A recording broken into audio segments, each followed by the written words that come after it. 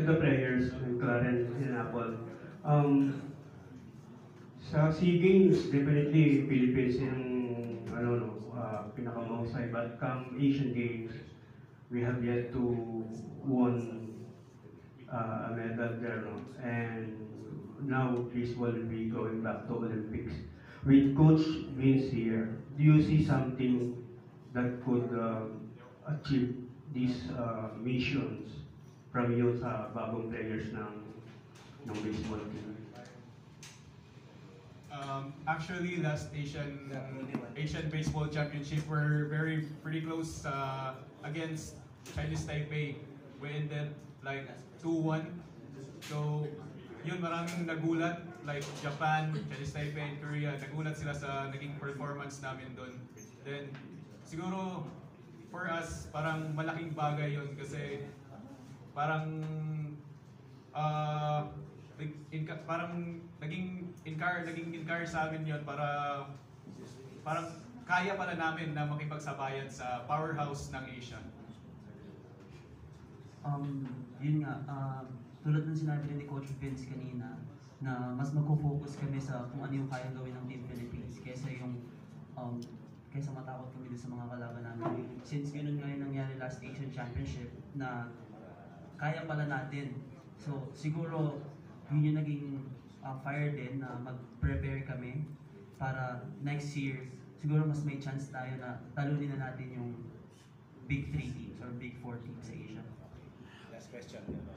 Okay, good morning, Gab Peras from Sports Corner PH. Marami po sana akong tatanong sa inyo pero isa lang question from social media pero shoutout muna tayo sa Philippine Baseball The Dreamers page. Sabi ni Sir Roldan Oliveros, meron ba kayong mga plano, that's outside muna ng BFA East Asia Cup, meron ba kayong plano with regards sa mga grassroots programs, sa mga interdevelopmental leagues, sa inter-barangay leagues, and of course yung pagkakaroon din ng baseball sa iba pang mga collegiate leagues aside nga sa UAP at saka sa NCAA. Good morning. Thank you.